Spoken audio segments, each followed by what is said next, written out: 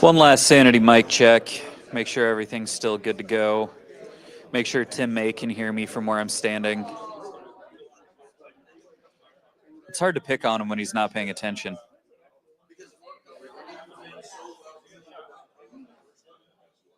Morning, Austin.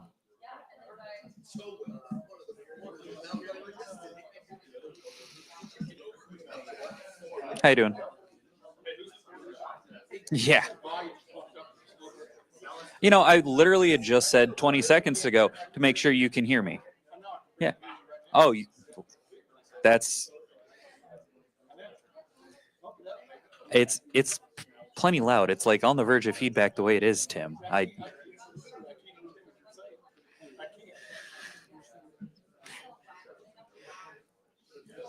I'll see what I can do, Tim. I'll see what I can do. Thanks, Austin. All right, I think we're good to go then.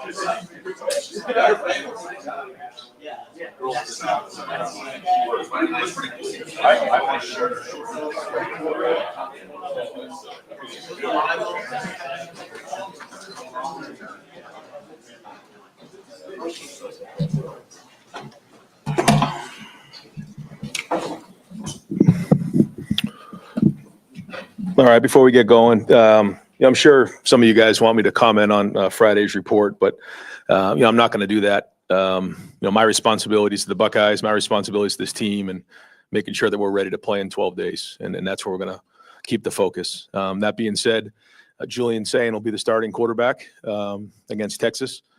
It was a close competition. I think both guys, we all feel confident, can win a game for us. I think Julian separated himself really over the last week with his consistent play. I feel like our guys are confident again with both quarterbacks. I think we'll need both quarterbacks.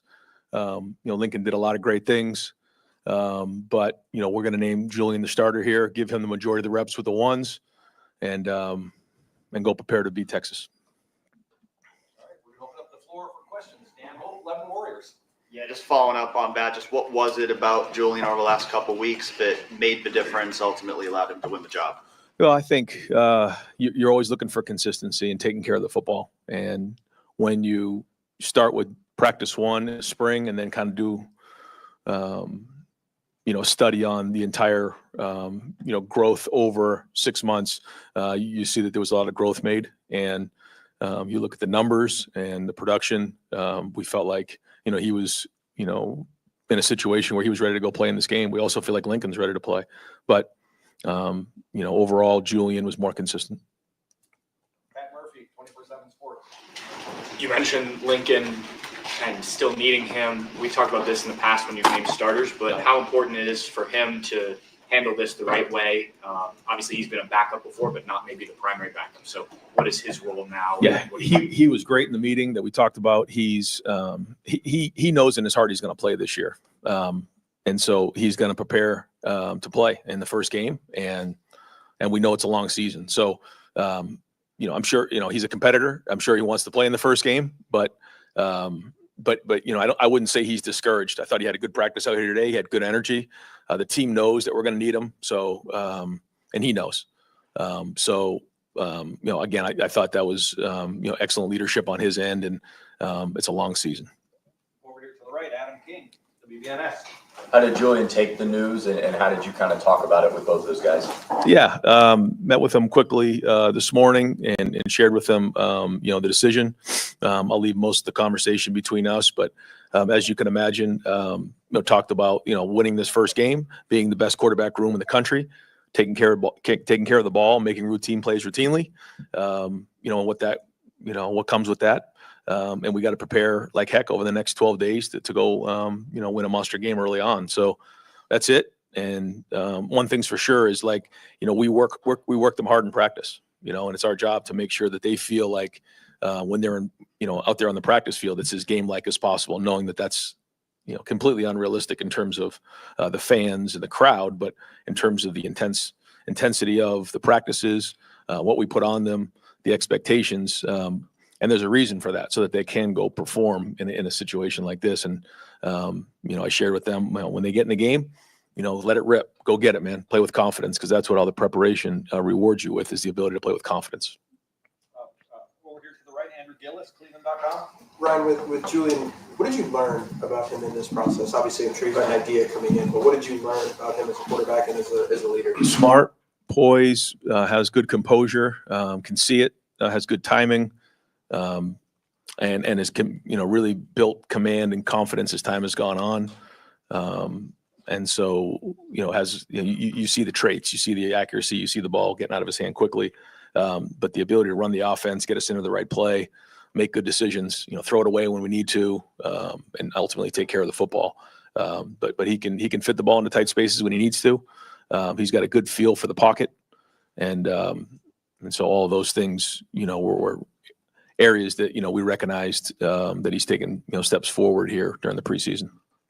Far left, Jared Smalley, WCMH. Hi, Ryan.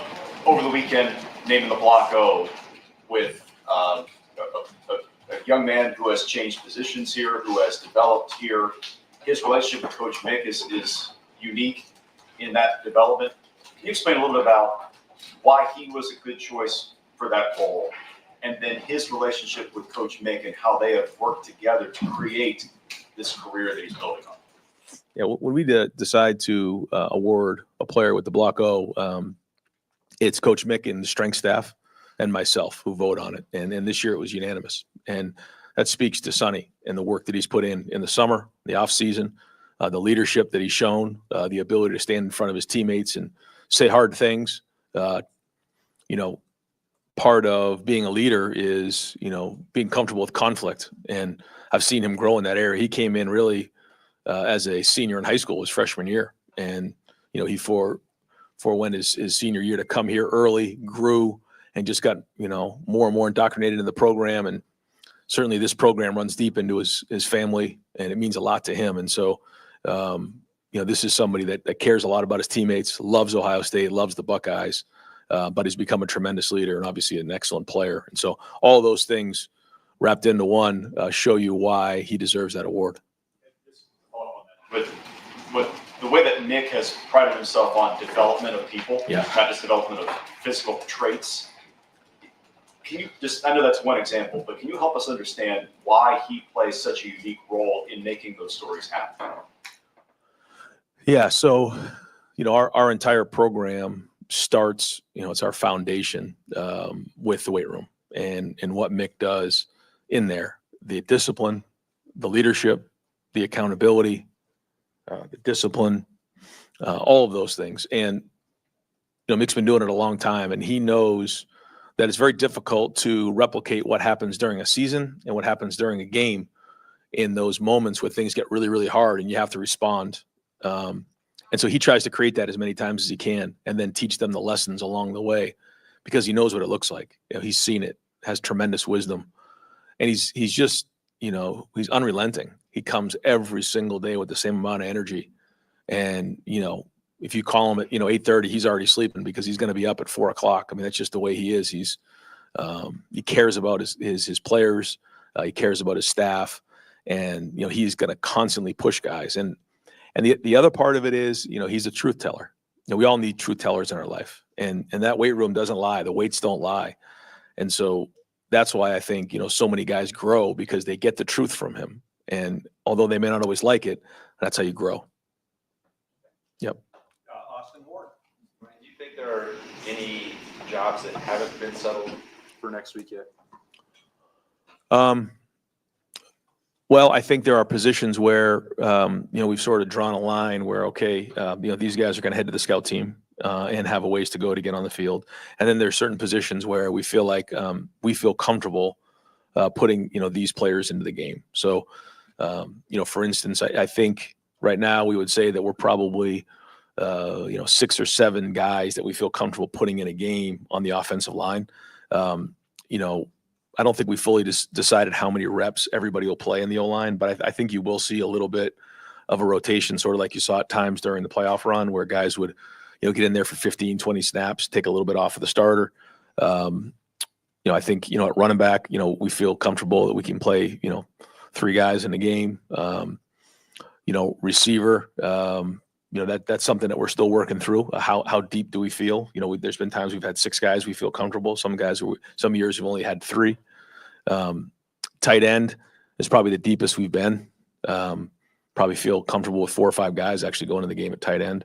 On defense, I think we feel comfortable with 3 safeties, a couple nickels, 4 corners, 4 linebackers. I'm going to miss somebody along the way, but that's kind of how we feel. And so we will rotate. The first one is a little different. If it wasn't a game like Texas, you probably would see more rotation. But as we get closer, we'll start to get an idea of how many snaps each guy's going to play. Far left, Katie Capusta, Spectrum News. Coach, in years past, being 2 years ago, when you were naming the starter, it was you were leaning on 2 quarterbacks. Why is it so important, especially when you're playing a team like Texas, to name a starter now and have that confidence in that quarterback, but also give the team an idea of the leader is? Yeah, I think in a game like this, I mean, you got to prepare. You got to get the reps with the ones. You got to, be at your best for the first game of the year. And, if you are splitting reps, I think that's hard to do because you only have so many times in practice where you can rep a play. And, a lot of times you need 3 or 4 reps at the very least in that week of a play to get the different looks, the different coverages, the different leverages, and making sure that, receivers can only run so many routes, for example. It's the same thing up front. So each of these reps become valuable as you get closer to the game. As we're further away from the game, not as much. You can roll guys and you can watch guys learn and grow and see how they respond. But as we get closer, those reps become more valuable. So we want to make sure that the guy who's starting is getting the majority of those reps with the ones. Now, that being said, Lincoln has to be ready too, so he will get some reps with the ones. But that's why we made the decision here today. Cameron T. Robinson, The Athletic. Brian, a couple days ago, we talked to Larry, and he mentioned as long as his career has gone on, he's never had a situation like this where he had 4 guys go to the NFL and have to replace that. And going to the offseason, he made some personal and also technical adjustments with the what he was doing. I'm curious what you've seen different from him and how you feel like that's impacted that results. Well, I was thinking about that because if some of those guys had decided to go to the NFL the year before, some of those guys like Caden and KJ, they still would have had to play last year. So, there's still some good experience in that room. But, they didn't play as much. They weren't starters. So now they're getting thrust into a role where they are starters. And I think it's been a great challenge for that room, for Larry. And I think you're seeing growth there. The first challenge will be on Saturday. And we'll see where these guys are at and go from there. I think we're going to get great feedback across the team coming out of this first game on where we are. But we are seeing a lot of progress there. And he's doing everything he can to make sure those guys are ready. Rob Aller, Columbus Dispatch.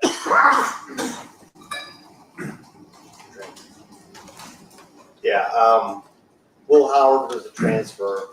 Julian's a transfer. Do you guys have discussions? Does that enter into the equation at all in terms of who you're going to start, a message that might be sent versus a guy you recruited straight out of high school? Or is that just football today? Well, yeah, it's football today.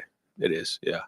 But in a perfect world, we would love to recruit high school players, develop them in the program for a few years, and then watch them grow and build. But there's no time to play any games or mess around. I mean, you got to win now. And, so the best players play, and that's the way we look at it. But as you know, we want to make sure we're recruiting the best players in the country and then developing them and retaining them because that's how you keep a culture in place. But you win games right now by playing the best players. So that's the balance that we need to find. Dylan Davis, Miller Gazette. I asked you coming out of the spring about Taven and just where his standing was in the quarterback room, and we talked about the experience and how you can simulate that or can't simulate that for that matter. Now that you've seen him in some game-like reps, things like that, what kind of progress has he made, and is he even in the conversation for potentially playing in that QB2 role? Can he get to that point this season? He's not there right now, but he has made progress. I think he knows where his deficiencies are right now, and he's been told those. And I think that's really what this weekend was after the scrimmage was, people were able to get feedback, figure out what the things they've done well are, but the things they need to work on. He knows what he needs to work on. He has all the traits. He has the tools. We think he can absolutely be the quarterback of our future. But he's got a gap here that he's got to cover. And he's working at it hard. And, it's Billy's job and my job and Hart's job to make sure that we're giving him everything he needs to grow. But he has the tools. But right now he's the clear third. Jeremy Birmingham. All right, if you go back to January and think about this quarterback competition that was ahead, has it been harder than you initially thought it would be to get to this point with Julian, and why? I just think it's been a great competition. I mean, if you get around both of these guys, they're both competitive and both talented. Lincoln really has done some great things. I mean, as you guys know, he's a tremendous athlete, and I just think, he's only still scratching the surface on what he can be, and so he's got to continue to grow. And I think he knows that. I think when you get around him, you'll feel that. Where if it was a quarterback that had been around football his entire life and he was kind of tapped out and hit his ceiling, he'd be more frustrated. I think he knows he's still got a lot of runway here for his career. And so, he's growing and getting better every day. You can see it. Julian has gotten stronger and bigger, which is obviously something he needed to do, when he got here, and he's learned the offense and he's playing faster. So again, the good news is we feel good with both of them in the game. And it was good to see them compete. And I think we're going to need both of them, but Challenge when it comes to understanding transfer quarterbacks, guys that you recruited Julian, but not all that aggressively because he was committed to Alabama for a year. So is it harder to understand someone's personality and how they're going to fit maybe than it used to be when someone you'd recruited for years? Yeah, I think it takes a little longer to get to know them when you've recruited, especially quarterbacks is so, starts so early these days that you kind of know them for a few years before they get here. We didn't have that luxury with Julian, but he's been here for over a year, so we got a great handle on him, and he's an easy guy to read, and the same thing with Will. We didn't know him very long, but we got it figured out pretty quick. Again, that's kind of the way of college football nowadays. Spencer Holbrook. Seems like all preseason we haven't really talked about Max Clare a lot. What have you seen from him in his first training camp here, and have you fully understood, I guess, what kind of weapon he can be compared to just watching him on film? Yeah, really talented, explosive when the ball's in his hands, and you saw last year what he did, and so it's been fun to watch that tight end group grow and watch what he can do. I think it's been good for him. I think he would tell you, I don't want to put words in his mouth, but going through a training camp and a spring ball at Ohio State was different for him. And he's really been pushed in a lot of areas, and he's shown a lot of growth. And, he's become a better football player every day, and excited to see him play on Saturday. Tony Gerben, Buckeye Huddle. A couple of quick points. You mentioned 3 running backs, 4 linebackers. Who's that third running back? Who's that fourth linebacker? I knew you were going to ask me that. And then, what's the punting situation? Yeah, Nick's been doing a good job. He really has improved. Got his black stripe off the other day. Joey's been improving too. And so, again, those are 2 guys we feel comfortable. Both those guys could kick in the game, could punt in the game. So I'll let Rob continue to work on that. But I feel comfortable with both of those guys in the game. Joey is the incumbent there. In terms of the running backs, I'm going to let Coach Lott kind of handle that. Because once I start going through that, my phone will be buzzing and everything like that. So the competition continues, and we'll keep evaluating it. We're still 12 days out. So, there were some things out there today that we saw that, move guys up, move guys down. I mean, that's kind of how it goes in the first week. And, when you have a different game, like than we have in this one right here, like maybe last year, you could go into a game, give a bunch of guys some plays, get a little bit more of an evaluation, and start to evaluate it from here. Here we got to make some really, great assumptions, and then let them go play and evaluate it. And then we're going to get some real strong feedback coming out of it. So, but I'll tell you this, our guys are fired up about this first one, man. Like, it's edgy out there. It's competitive. They're fired up, and this game's coming fast, and our guys will be ready.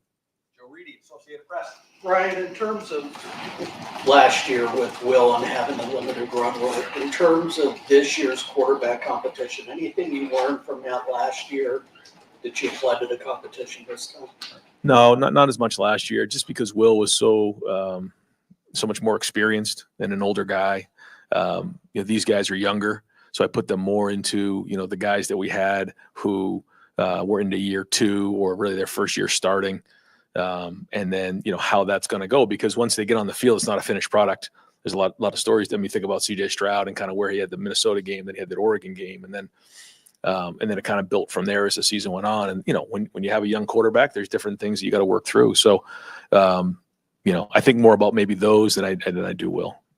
Just as a follow-up, how much of this week is still owning stuff for preseason before you get into kind of full-on Texas prep? Yep, it's been install up until Saturday, and then we start turning the corner here towards Texas. Doug Lee Maurice. Ryan, how the different types of quarterbacks that you've had at Ohio State, how has that affected your view of maybe what you are looking for ideally in a quarterback? And does sort of like the traits and the style of play affect the competition or not really? Yeah, it does. We obviously want somebody who can pass the ball and has, innate accuracy. That's certainly something that has to happen. When you go from there, there's a lot of things that, guys come with different skill sets. And I think when you look at the guys we've had, from JT to Dwayne, you had Joe, you had, CJ, you had Justin, you had Kyle, you had Will, and now we have Julian and Lincoln. They're all kind of different styles, but I think what they all shared in common is that they were accurate throwing the ball. They were all smart, good leaders. The size, the quickness, the arm strength, the athleticism, I think that all differed, but we can tailor it based on what they can do. Lincoln's athleticism that you mentioned, can that help you in a situation, in a package? Could he be on the field in any way? Sure. Yep. Bill Landis.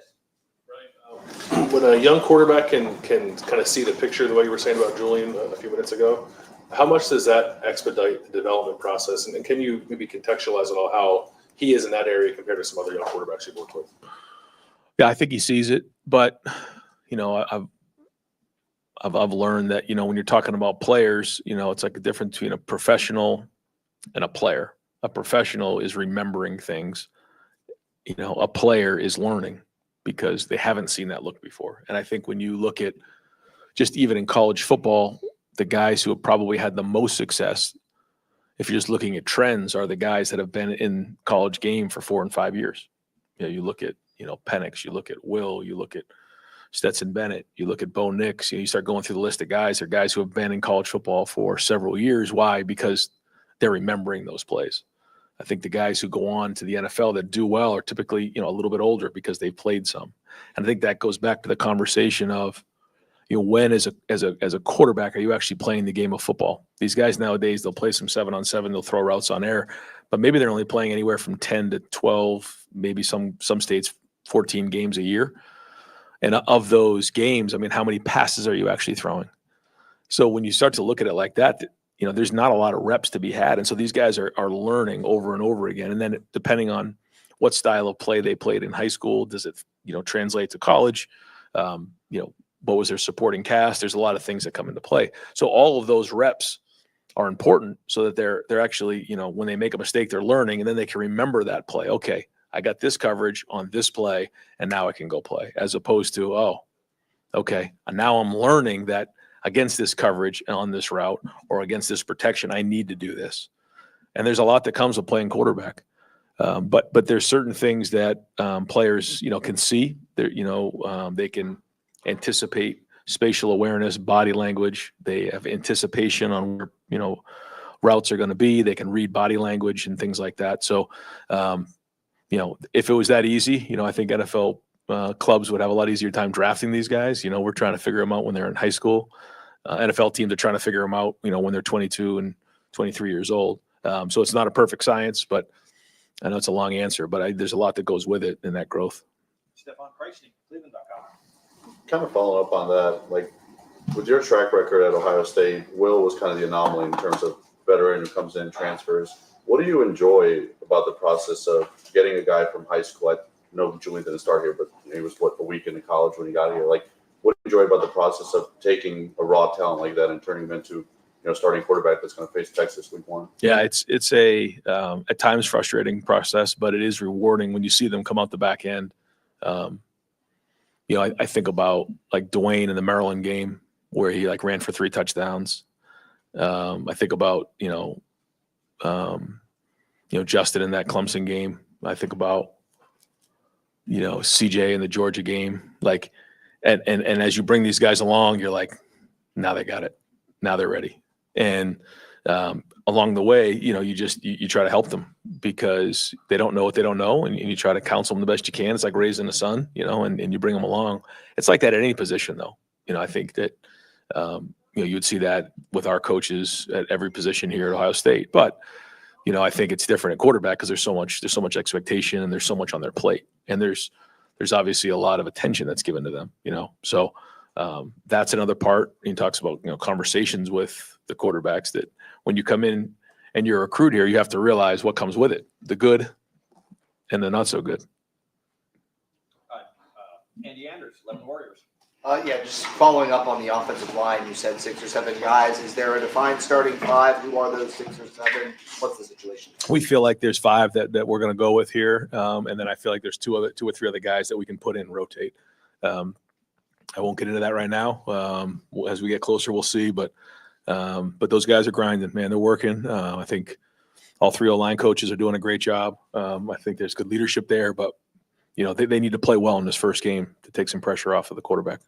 Joe Nugent, WCMH. No doubt, Brandon Innes has made a lot of big plays for this team, but what does it say about him to become a captain without officially starting a game to this point? Well, it just has a strong personality. I like the way that he encourages his teammates. I mean, if you watch him last year, when I have pictures in my head of when Carnell Tate caught that double move against Northwestern and Wrigley.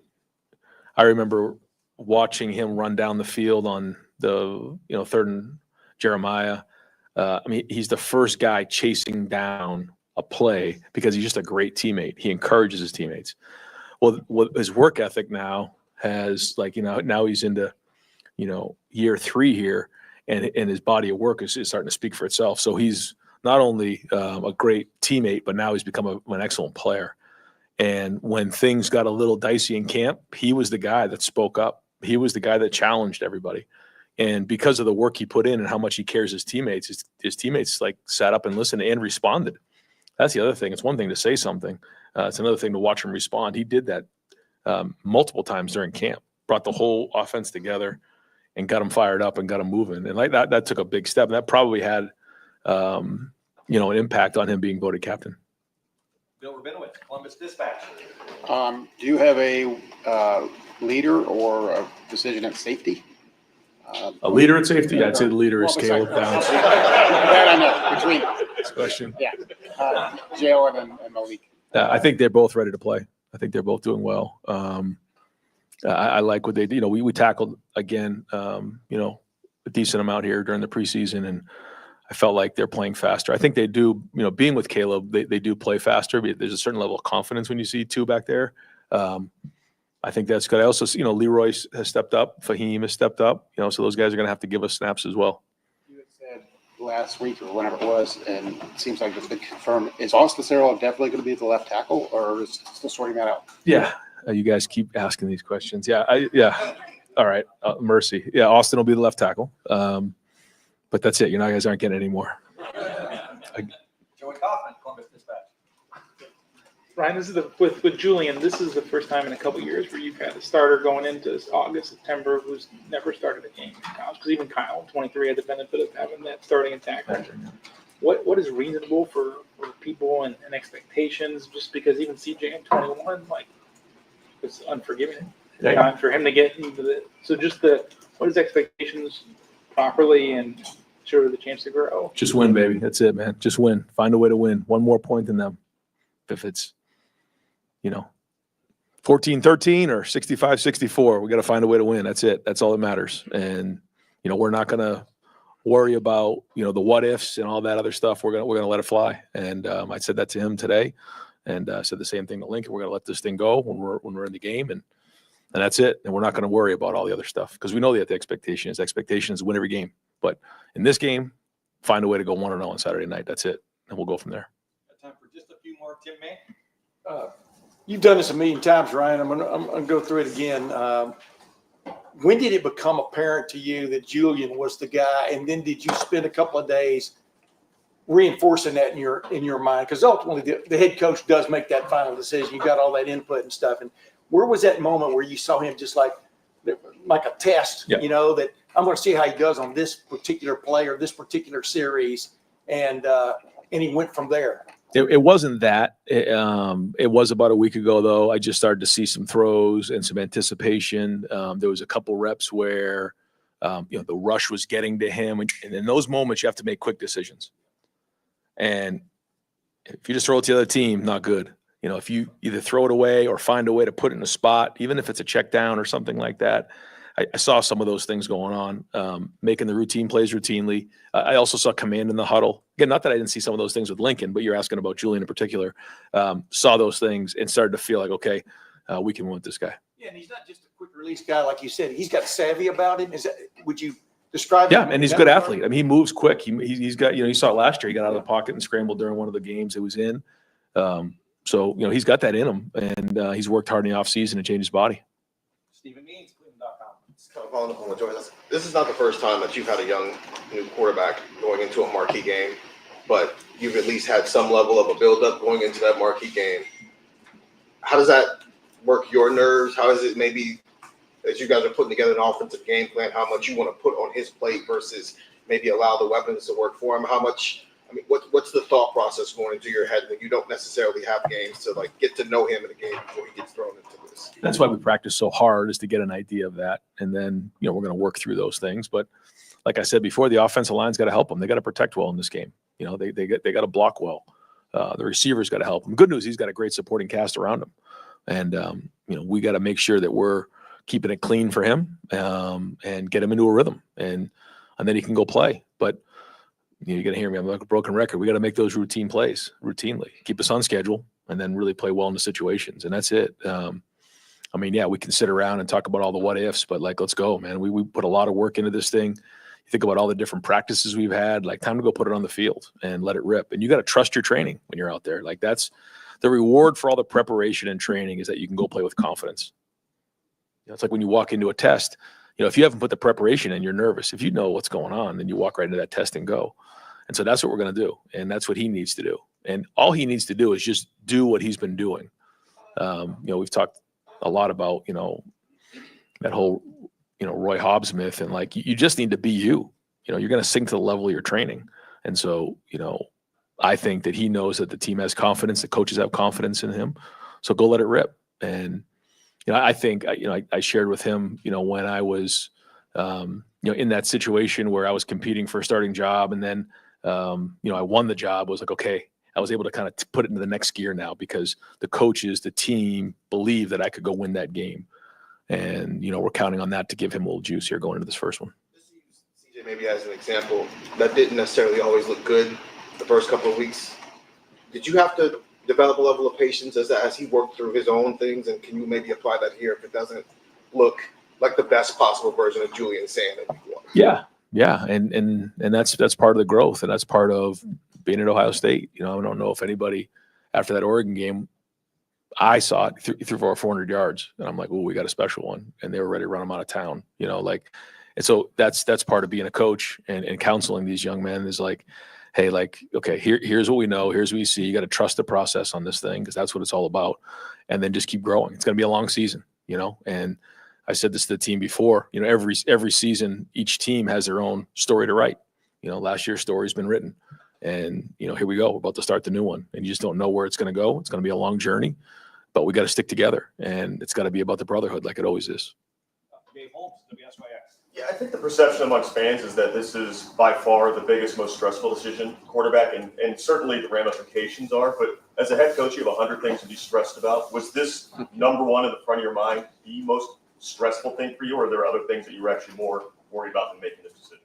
I mean, there's so many things that go into getting ready for this first one. But yeah, quarterback, as you know, is right at the top of the list.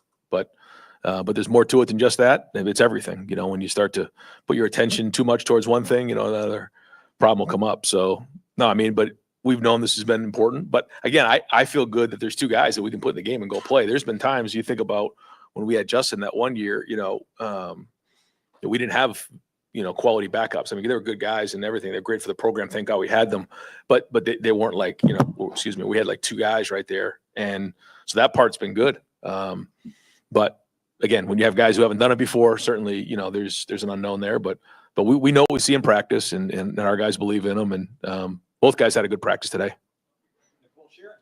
Coach, you always talk about, the need to grow up, and leadership obviously being a huge part of the game.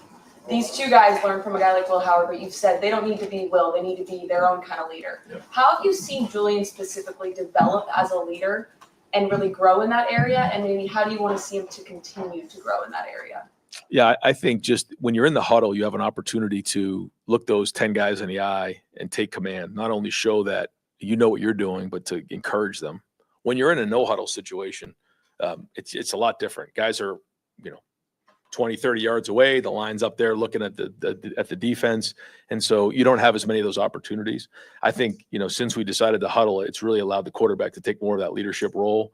He saw that. And I think both of these quarterbacks have done a nice job of walking into that huddle and grabbing command. And when you call a play and you break that huddle crisp and get up to the line of scrimmage, there's something about that. And we need to continue to do that and talk to these guys when we get into these moments. What's going short yardage, man. We got to find a way. We got to knock the line of scrimmage back. Running back's got to get downhill. Red zone, third down. There's all these different things where now he gets in there and he can communicate that. And with the coach to player communication, we can give him some of those little things to infuse into the huddle, which I think goes a long way. So I thought Will was really good at that. I thought Will was also extremely positive. I see Julian being the same way. I see Lincoln being the same way. And so now we got to go play. Last two questions. Steve Hellwagon. Hey, Coach.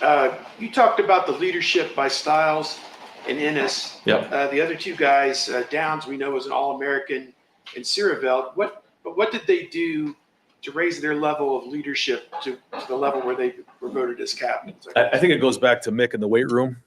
We did this about 3 years ago now, going on 3 or 4 years. Coming off of the end of the season, we bring a leadership. First off, we vote on leaders. I think I've talked about this before. We bring in the team. We explain what a leader is. Sometimes I think we assume these guys know what being a leader is. We explain what it is, and then we vote on it. And we vote guys in based on their position, based on their class, and we usually get about 20 to 24 guys. We then break the guys up into squads, and then through Mick's weight room program, these guys are put in leadership roles. If you're on a squad and somebody's late, the whole team, has to, is out of the locker room for a week, for example, or has to do community service or things like this. And then there's competitions within the squads. After spring's over, we revote again. Some guys are actually taken off the leadership. Some guys are brought onto the leadership committee. And then we go into the captains. And I think by the time you get to the captain's vote, the team has seen these guys in leadership roles. They've seen them in the good, they've seen them encouraged, but they've also seen them in the tough spots. And I think all of those guys have grown from that and earned the respect of their teammates. And then we talk a lot about building trust. And I think all these guys have done that through their character, who they are, their connections, spending time with people, their competence, because that's a big part in football. It's one thing to say all those things, but you're actually going to do your job, and then consistency. So I think our team trusts those guys because they've seen them in those situations. Coach, thank you very much. All right, guys. Thanks. Forget the number. I think it was 3 or 2.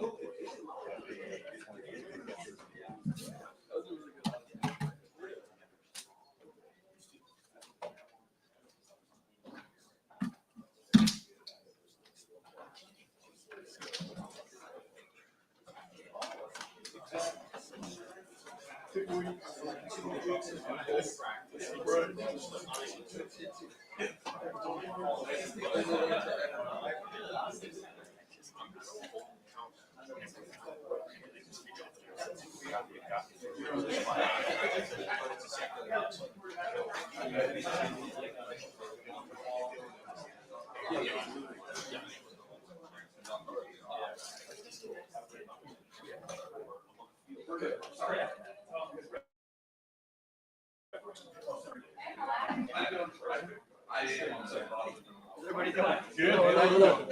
Great. Tell me when you're ready. I'm ready to roll. Okay. How's everybody doing? Great. Let's go. We're doing great.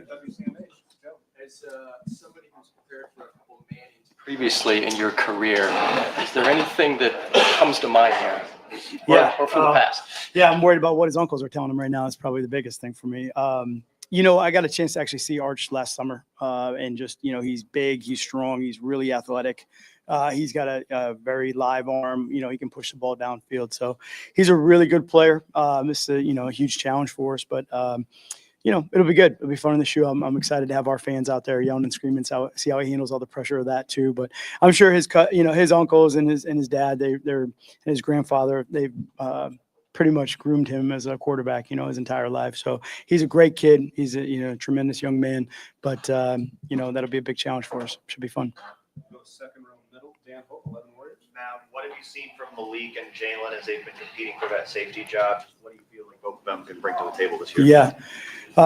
Great competition, back and forth. I think both of them have really made great gains, certainly with the communication. I think that's one of the biggest things in the back end is tying together the coverage, whether you're talking to the corners outside or down to the linebackers in front of you. There's some things in there communication-wise that are really critical, and both those guys have done a good job. Certainly deep field play, being down in the box, kind of some of the different skill sets that those guys need. I think those guys have competed really well. Maybe there's a little bit of a difference in play with those guys where the positions that they're in. But still making plays out on the field, which is good. I think it's been great for us to have some live tackling out there too, which has been good to see those guys in those spots. So been a good competition, really. We'll, have some things obviously where we can play a lot of guys and put a lot of people on the field, especially at the safety position. So that's one of the advantages. Is there a leader in that competition? Yeah, I would expect them both to play and kind of, be out there. The first game's always tough too, right? It's going to be hot. It's going to be a lot of plays. We're going to see a lot of stuff. So these guys haven't played in a while. So going out there and playing, whatever it is, 70 whole snaps for an entire game, I think you got to be smart with that. Go fourth row middle, Patrick Murphy, 247. How far in do you feel like you've got this defense in terms of what you envision it, and how much more as we get through a season and you're in games, do you think it will evolve and we'll see some different things? Yeah, it's a great question because I do think this is like a journey. The season will be, it'll have its challenges and its turns and its changes as you go through. I think the biggest thing for us coming up with the game in front of us is just making sure it's really clean, making sure it's something the guys can go play fast, play aggressive, and communicate well, and make sure we're not doing anything to beat ourselves in those situations. I think that's going to be really important. And as that grows and as the confidence of some of the things that we're doing and those guys just playing together, it's just a lot of people that players that haven't been on the field together and communicating at the same time. So we still have to go through that process on game day, and you'll learn a lot on game day. So, that journey is exciting. It's a challenge, but it's something I do expect to grow as we go third the season. Yeah. Third row on the right, Jeremy Birmingham. Matt, as you started to open up the encyclopedia is what I'll call it, how have you seen Julian adapt to that? And from your perspective, what has he shown that gives you confidence as the former head coach that he's the right guy to lead this offense? Yeah, two great young kids battling it out. I thought it was fun to watch them compete, and obviously to be on the other side of it, knowing some of the different looks that we might have or the coverages and the reads. Both of them, really did a great job. And, Coach Day and Coach Hartline and Coach Fess, obviously, doing everything they can to evaluate that. For me, it was really what I saw is just, decision making when I'm showing different looks or we're having different coverages or we're rolling through practices without scripts, where things are going to be moving at a little bit different pace, and being able to handle the tempo of the offense and things like that. And the huddle adjustments at the line of scrimmage, it kind of threw a bunch of different things at them. And I think his poise, his ability to kind of see the defense and then also really make quick decisions. Lincoln's a great athlete too. He did a good job, against us, obviously. And but Julian, I think just his ability to kind of like see the defense, make the decision, get the ball out quick. And I think that's, one of the things you want in a quarterback that's, going out there in a big stage and in a big game here is just make sure we're taking care of the ball and doing all those things that you need, to help yourself win. Front row on the right, Austin Ward. Matt, when you mentioned the possibility of Caleb playing some of the big nickel, I know it's not as simple as like, how much would you like to do this? It could change from week to week. What are the scenarios or situations where you think that makes sense to use Caleb there? Yeah. I think as much as you can get him as close to the ball as possible, he's pretty good when he's around the ball. He usually makes some really good things happen. So if we're in a situation where maybe dictated by formation or coverage where, we're not getting him close enough to the ball, then we need to get him closer to the ball. We need to put him in those positions. Sometimes, whether it's formation or down and distance can determine that too, what kind of packages that you're running to have him in those different spots. He's such a great communicator. He's so strong with communicating, to the deep guys or to the down guys and being in all those different areas. And his ability, just his football savviness is, it's incredible just to be able to see the game. A lot of times, sometimes he's seeing the throw, but I think before the quarterback's made up his mind where he's going with it, he just has a great feel. So that's part of the decision of just trying to get him in those spots, and making sure that he can be around the ball as much as possible. Fifth row on the right, Cameron T. Robinson, The Athletic. Matt, kind of off that, you talk to people on the offense, and they always talk about how smart Caleb is. I think Rayn was saying at times Caleb calls out the plays before they even know what's going on. When you have a guy who's that smart, and you try to find that balance of where to play him with the ball or how to get him in the right spot, how much do those conversations with Caleb help you really try to, still kind of new to him, find out where that balance is? Yeah. Football conversations with Caleb are great. It's like talking to another coach, and the great part as a coach to be able to talk to a player that has that sort of vision and feel for the game, is you can understand like, hey, he can really see this. Maybe we can do this adjustment, or he can, be in this alignment and still be able to do this job. Okay, well then we can maybe have this sort of look or this sort of pre-snap alignment. And really that's the most important thing, right? It doesn't really matter what I see or how I perceive the game. It's what he sees through his eyes. And that's something that I've done in the past. I think as a coach, you become a good coach through great players, and Caleb is a great player. And if you just listen to the things that he's telling you that he sees, now I can maybe help move him into some positions to be in spots. But certainly, we've got 10 other guys on the field that we have to coordinate with all of that and make sure that the chess pieces are kind of lined up in the right spots for the defense to succeed as a whole. We'll go second row, Stephen Means. When you look at Arvell and Sonny specifically and the type of athletes they are mixed with, I guess, what you have with the rest of this defense, how does that get your creative mind kind of flowing in what you would like to do with them other than just maybe traditional linebacker things? Yeah. Really versatile players, guys that have great length, great size, great speed. They can cover a lot of range. I think it's more than just, the skills that they have. When you're looking at scheme, it's just kind of the space that they can occupy. They really, I think in coverage or in the run game, they can eat up so much ground, and they can really make it difficult on the middle of the field of the defense, and I think that's something that we always want to try to do a good job of, is being strong in the middle. And when you got guys with that sort of athleticism and that sort of size, there are some certain things you can do, different, pieces that you can move around. And that's what makes it fun, with those guys. So you're just trying to make it as difficult as possible in the offense to know where they are, and then how are they going to play in those different roles. But the versatility that those two bring, I think you got to really like what they can do in the different jobs. Front row center, Bill Rabinowitz.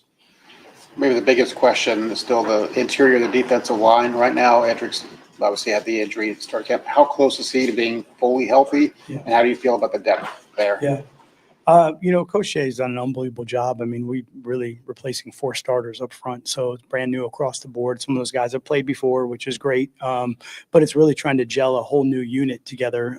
Same thing, alignments, positions, communication. So I think that group is really, Coach Shea's done a great job with them inside. I think the technique and the fundamentals of just watching young players grow with what he's asking them to do has come along, and Edric missed some time there, but I think he's catching up. He's a very talented player. He's got a lot of ability, so he catches up quick. But you still want those reps. You want to feel the different blocks. You want to be able to see the protections. You got to be able to understand how you're going to use your leverage and play with good fundamentals. And you just try to make up that time as fast as you can. And he's progressing, at a good level, and we'll see where we are, come 9-10 days, whatever it is from now. But he's making great progress. Second row on the aisle, Bill Landis. I've heard you say before that part of your job as a defensive play caller is to anticipate what the opposing OC is going to do and to identify rhythms and things like that. Given your experience and the fact that Brian is kind of doing this for the first time, do the two of you have any kind of dialogue about what you see and how you can help him as he kind of learns the ropes? Yeah. I really enjoy when you have that cross conversation between offense and defense, and I love the game, so I like special teams too. I'm going to talk about all that stuff and the things that you see, and I think the more you can relate all of it together from a fundamental standpoint, then it's all ball. There is things that go back and forth between all 3 phases.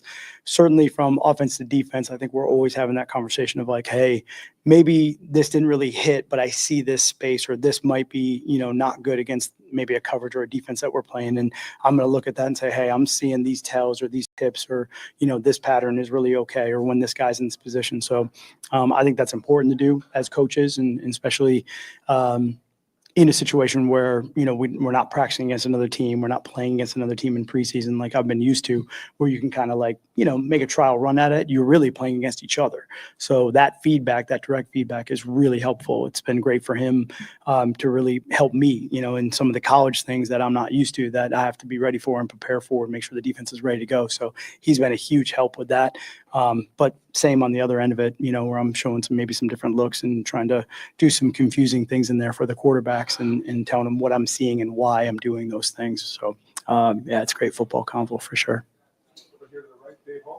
Yeah, there's a lot of guys who are going to be first-time starters in a game of this magnitude, but for you personally, it's been, more than 20 years since you've been on a college sideline? I mean, and certainly a game of this magnitude. Are you feeling some of the adrenaline and jitters as you get closer to your first big-time college game? Yeah, I'm excited for the band. The band's going to be awesome. I can't wait. And the fans. I love the college atmosphere, so I'm actually totally juiced up to kind of, I can't wait to feel all that.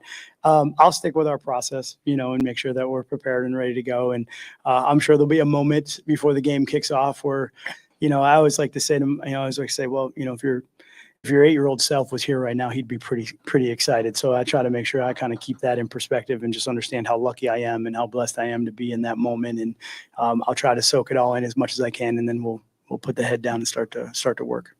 Got time for just a couple more. We'll go to the aisle. Joe Reedy, Associated Press. Matt, in terms of college things that you're not used to, this is the first time in a long time you haven't had preseason games to kind of prepare. Just how much of a learning curve is that, knowing right out of the chute it's for real? Yeah, you definitely appreciate those situations a lot more now that you don't have them. I think one of the things preseason games in the NFL that was great was really game day operation. What does it look like with the coaches upstairs, coaches downstairs? What does it look like with the communication, the adjustments, halftime? All of those things you kind of get a trial run for. We used to say, everyone needs training camp. We used to say it all the time, and that's from everyone in the entire organization. So we try to do as much as we can to simulate that, obviously, as we go through camp, but there's nothing like having that game day experience to kind of make sure everything is in place and ready to go. The other part that's a little bit different is when you practice against other teams. I think, you kind of get a gauge of different sort of matchups and different sort of level of competition, which is good. Practicing against the same team over and over and over again, so maybe you're looking for a little bit of a change of the competition. So we're going to be out the gate right away. This will be a big one. It's going to be fun. So we'll see how it goes, but it is a little bit different. You've seen Peyton and Eli. Anything that you've seen in Arch that same qualities or traits and all three? Yeah. That's a great question. Now, Peyton and Eli are so different too, as players, both very smart, and Arch has that same football IQ level. Arch probably faster. He's probably more athletic than those two. But we've had some battles with those guys. Those are great players, and it's great family, from Archie all the way down. I have so much respect for them, and, I'm sure it's exciting, but right out the gate, we'll see how this goes. Yeah, Matt, from your time in the NFL, and sometimes you guys had to trust rookies, how much has that kind of shaped the way that you found yourself being able to trust freshmen on the field this year? And have you noticed that at all in yourself, that maybe you're more willing to trust the freshmen in certain settings than some of these coaches who have only been in college? Yeah. I can't really speak on anybody else. I'll say for myself, I think one of the things you try to do early is making sure that they're in a job that they know really well, and then they can do, and they can build some confidence with that job. I think that's important when you have young players or rookies, whatever it may be. If you're asking them to do some really complex things, that's hard. I think there's always a level of, in practice, you might be like, all right, I think we got it. But then when you get out there with the fans and the stadium and the pressure of the game and all that, you're maybe at a risk of not having it be the way you want to. So trying to keep it very clean from that aspect is really important, and try to build them a little confidence early in the game. I think once the game settles, you see those guys kind of like, all right, still the game, we're out there playing football. So that'll kind of be the key for the young guys when they get out there, is just make sure they really understand the job that they need to do, so they can do it, fast and aggressive, and maybe kind of just block out everything else that's going on from the atmosphere. Got time for two more. We'll first go to Dylan The other day, Ryan was talking about Jermaine Matthews, and he said that he's developed into a bit of a big leader for the team, and somewhat unexpectedly. How have you seen Jermaine grow just in your time with him and as a player and as a leader? Yeah. Talk about energy, excitement, competitive, loves the game of football. You feel Jermaine every time you step on the field, the meeting room. He's a great young man. He loves the game. He's got an unbelievable energy about him. He just kind of brightens everybody up when he's ready to roll. So I think he's got a very high standard, that he expects everybody to be at, and he holds people accountable to it, which is awesome. As a coach, when players do that, it's huge. I think that's where guys grow, but you feel his passion for this game. And that's something, I love this game. I'm passionate about this game. So you run across somebody else that's really passionate like that about the game. It's like, yeah, this is going to be great. So I really enjoy it when he's on the field. He's competitive now. He's getting after people. It's fun. Just wondering about what you see in the traits of Kenyatta Jackson and just the development that you've seen from him since you got here. Yeah, I think he's made great strides. And I didn't obviously know him before I got here, but just even from the time I've been here, his maturity, the way he approaches the game, the way he's studying, his ability to just really try to hone in on his craft. And taking, a leadership role too, stepping in front of the group and making sure that guys are doing what they're supposed to do and where they're supposed to be from the off-season program, all the way through training camp. He works extremely hard. He is so dedicated to just trying to be the best version of himself that he can be. You're trying to do everything you can to help him as a coach, achieve that. But I think stepping out of that shell and being able to bring others along or, hold people accountable or make sure the group is just moving in the right direction. You can really follow his example with his work ethic and say, all right, like that's why he's, who he is and why he's going to be what he is. And maybe that's a good example for me to follow. If I'm a young player, I'm really looking to him to, kind of watch his work ethic. Coach, thank you. Okay. Thanks. Good to see everybody.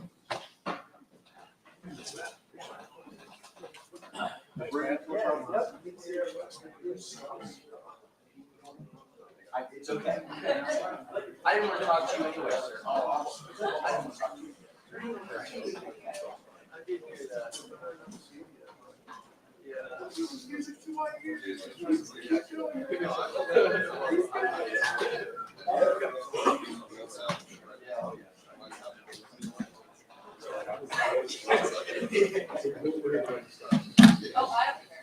Yeah, I think so. All right, let's start over here on the right. Nicole Sheeran, Adam King. Which one would like to see? You go first. Coach, what is it about Julian saying that really jumps out to you now that he is officially the starter? Yeah, I think he's done a good job of, being consistent with taking care of the football. I think he's done a really good job of giving guys opportunity to make plays. And I think it's just the body of work. It's not, one play here, one play there that ultimately decides that really important decision. I think it's just been the work as a whole. And I think that he's just, again, not that anyone wasn't, he just was very consistent. Communication was really, really well done. And I think he, really did a good job through camp. So, yeah, I'm really happy for him and excited that he's one of ours. Second row right, Stephon Kreisky. Where have you kind of seen Julian grow? Brian Day talks a lot about command of the huddle, leadership, things like that. Where have you seen him progress the most this offseason? That was a big part of it. I think command and earning the respect of your peers, and ultimately the locker room always knows. It doesn't matter what you may think, but the locker room, knows the reality. So just, building that camaraderie, I think body of work, and earning the respect of your peers and the trust of your peers and that all of that. Sometimes it's just the lack of opportunities or lack of reps to really be able to build that. So you just need time. Sometimes you can't, fake time. So it's just, how he works in the off season, how you work during camp, how you communicate with guys. Everything's such a microscope, under a microscope. It's not just one thing. So if you just enhance one little piece, it'll get pointed out. You got to be able to grow in all facets. And I think that, he's done that since the day he got here to where he's at now. I don't know if there's a lot of times in college football where you see two coaches work side by side for as long as you and Ryan have been together. in the 7 years you guys have now been together and working, what have you learned from him that makes it feel like you're ready now to take over this offensive youth play caller? Yeah, I mean, I think, yeah, I mean, I've been with Ryan, the whole time, and even more than that in my head, right? I mean, as an intern, I was trying to absorb as much as I could. Didn't know what I didn't know, but to pinpoint one thing again, that would just be very shallow. So, I think everything I do and operate is in resemblance of him. I think that I really appreciate the way he goes about, the way he works and the way he is deliberate and the way he communicates. Offensive mind, I mean, I don't know if anybody can catch up to him. He's one heck of an offensive mind. So I'm just trying to absorb as much as possible all the time. Ultimately, I don't, choose, if I'm, quote unquote ready or not. Just the guy I looked up to does, and that's where I go with it. So, for me, I don't want to let him down. I don't want the team down. So we've been working our tails off. Feel like we're really well prepared, but we still got a lot of time and a lot of opportunity to grow from game one, and how important that is even throughout the season. So I just, recall back even from last year, how much growth we even had from even game one through the whole process. So never a final destination, just a constant chase of more and more and more growth, more knowledge, more, I can do this better. And that's kind of what we just have done. Had the biggest influence on how you, I guess, view football? Yeah, I think definitely from this perspective, I think I have a lot of, past respect, current respect from Coach Hazel, who I was here, my receivers coach, and I had great influences when I got a chance to play in the NFL for a little while. So not just to peg it into one, but from this perspective, from where I stand right now, absolutely, there's no doubt. And, I'm blessed by it. What did Brandon Ennis do to earn himself captaincy of his team? Well, I mean, I didn't vote, but I would say that I'm sure, again, it came down to the consistency of how he operates, the consistency of how he communicates. I think the frequency of who he is. I think to be a captain, again, the same kind of thing. It doesn't just happen over even in 1 year. I think it can be a big impact. But he's been connecting with guys since the moment he's been here. So for him to do what he did his first year, and last year to fill the role that he had at the highest level he could possibly do says a lot about the individual. Made plays in big moments. And then to carry that into the offseason, I think that's probably what earned the respect of his peers. And so we have some great guys on this team. For him to earn that in his third year says a lot about him too. And so he's going to, carry a lot of weight, and he's going to be one of those leaders, and there'll be tough times, but he'll thrive in those times. But I'm glad he's with us, and I'm very proud that he was selected by his teammates to be a captain.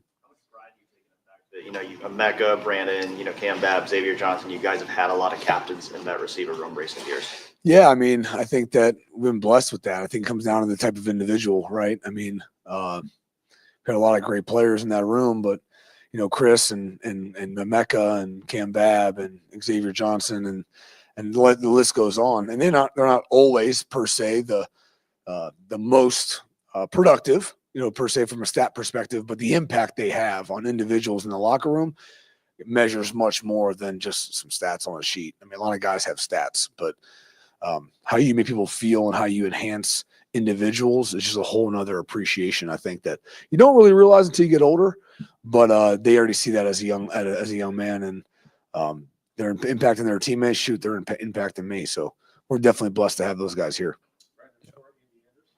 Yeah, just wanted to ask about Mylan Graham, where he's at, and obviously coming up with a lot of momentum in the spring, being maybe that fourth guy in the rotation. Just where is he at? Yeah, Mylan, is continuing to grind. I think that just like anything, if you asked him, he wants to be the best receiver in the room, and until he is that, he's not going to be happy with it. So, I think that he's just continuing to chase the consistency level that which requires that. Again, you guys know that. I know I'm like a broken record, but that ultimately is what dictates how everyone in the room can make the play. it comes down to how often. Like that's how you separate yourself. If you couldn't make the play, you probably wouldn't be in the room. So again, we're not here to be good. We're here to be like the best in the country. That's the expectation, which is, they all know that, but it's just a good reminder. Like, where you at? Where do you want to be? Are you there yet? That's what we're chasing. So he's doing a good job. He's staying hungry, and he's continuing to try to bring it every day. Brian, what are some of the ways that you challenge Carnell to kind of take that next step coming off of last season, and what have you made of this camp?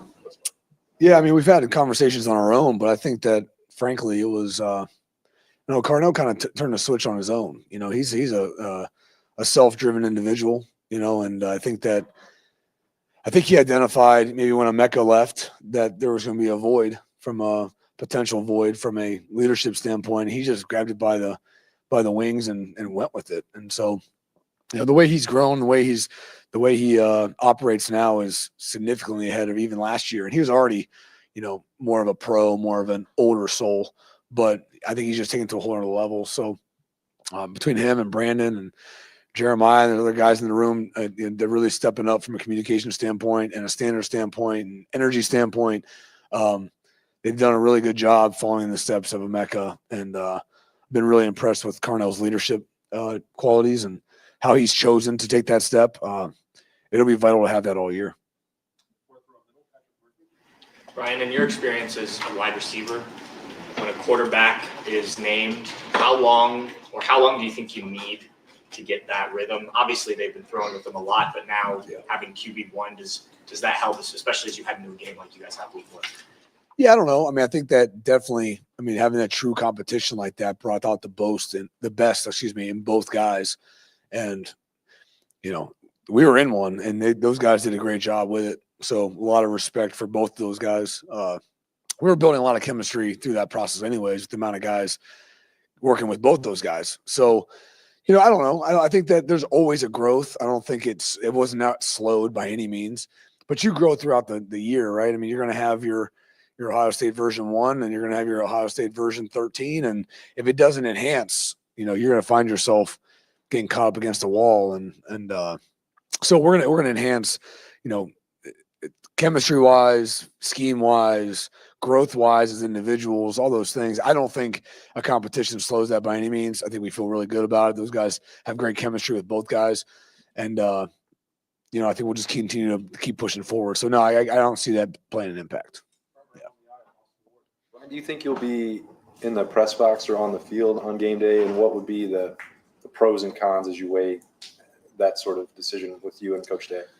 Yeah, I think that we've had conversations about it, but final decision hasn't been made. It just kind of comes down to where we think we can both be most organized and communicate, most efficiently. So whatever that is, conversations being had, but no final decision on any of that kind of stuff right now. Whether playing or coaching on the field for most of your life. Do you think you could be comfortable up there? Yeah, I'll make anything work. I'm not concerned about that.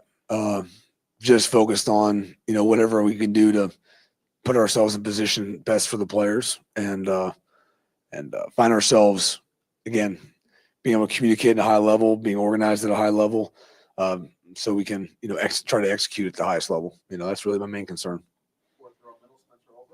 Yeah, Brian, when you guys brought Max Clare in, it kind of seemed like he was a weapon that you guys could use a lot.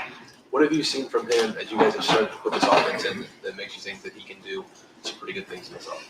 Yeah, I think Max has put in the work. I think that he is trying to grow his game in every way he can. He wants to be more than just a receiving tight end. Excuse me. So he's putting in the work with Coach Bailey. It's really showing up. I think that, I think he's in a good spot, and a lot of guys respect his work ethic, and it's just going to come down to continually be one of those guys week in and week out, and I feel like the guys have taken him in. I think that he's pretty comfortable here, and now it's just about continuing to put it on the field. I think we saw what he's capable of. We saw what he did last year, and we're just blessed to have him in this locker room. So we got to make sure we're finding good ways to have him involved, and then ultimately it comes down to him executing at a high level. So, but he's definitely becoming more of a multifaceted kind of guy and can definitely do it all. You were the offensive coordinator a couple years ago.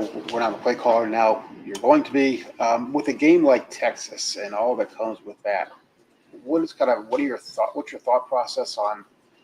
Yes, I'm really going to be calling the plays, and how much are you going to work with Ryan? I'm sure he'll be giving you a lot of input. Have you kind of worked that out at this point? Yeah, I mean, coach is always going to have lots of input. That's been like that for 8 years, but I think we work well together. I think we communicate well together. I think that we're not, we won't get our feelings hurt in any kind of way, that kind of thing.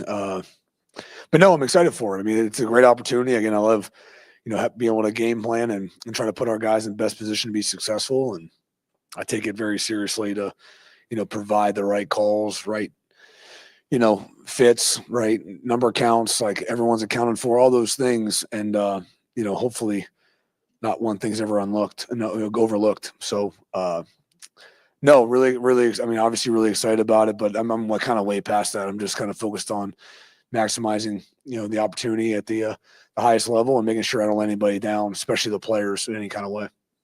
Second row to the right, Steve Oleg. Hey, Coach.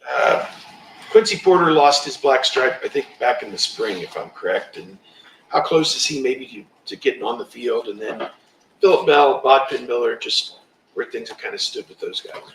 Yeah, I mean, I think that freshman class frankly has done a good job. I think Quincy did a good job through spring. Has to keep building through fall camp and has to continue to build through the season to see exactly what role he can carve out for himself. But definitely, obviously, the black stripe is no joke. So for him to earn that says a lot from the get go. Those other guys, Phillip Bell's doing a really good job.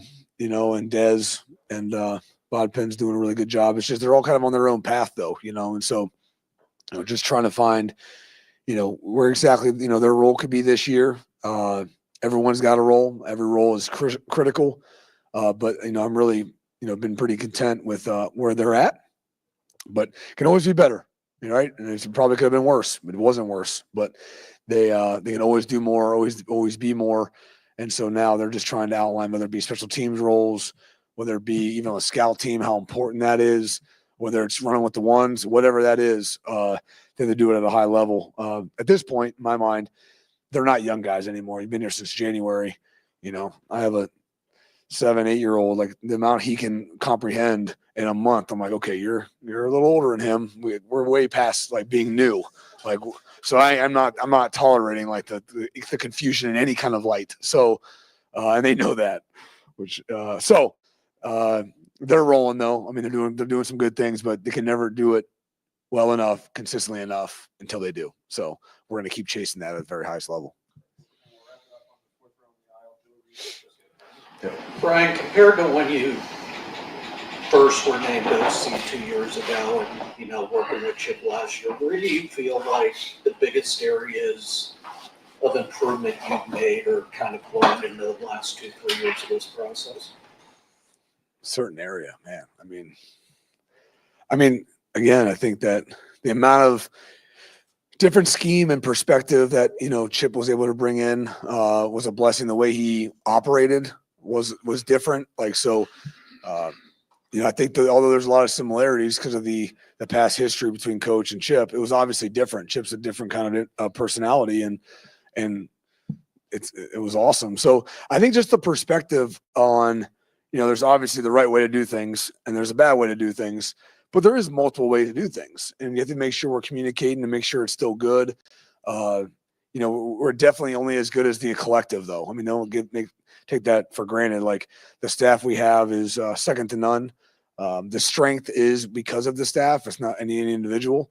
And we have a pretty, tight group that's had a lot of football together on this staff. So I've been really excited about how we've built this thing and brick by brick started in the spring and where we're at now here in the fall. And we have to make sure we're on our toes so we can continue to add to those bricks and enhance week in and week out because that's really the name of the game. So my growth individually, everything. To pinpoint one individual area, I think would be a little short-sighted, but I think that from communication to, game prep to how, maybe even Chip, call sheets and how he operated. I mean, I'm learning everything. So I absorb, I try to apply, and then and grow from there. Working with Matt, who tried to stud you twice a year when you were in Miami, and now working with him. I think he did a decent job then. I'm trying to think. I might have scored a couple times, but we still lost, so that didn't work. But no, Matt's been awesome to work with. I think he's an open book. So just even situationally, like, hey, what are you thinking here in this situation? And what is some perspective? Because frankly, he then went and called plays for Coach Belichick. It sounds like, obviously offensively for a year. So he's got one heck of a perspective. So to not use that book of knowledge would be a mishap by us. So we've definitely done that, and he's awesome to be around. Thanks, guys. Thanks, Brian.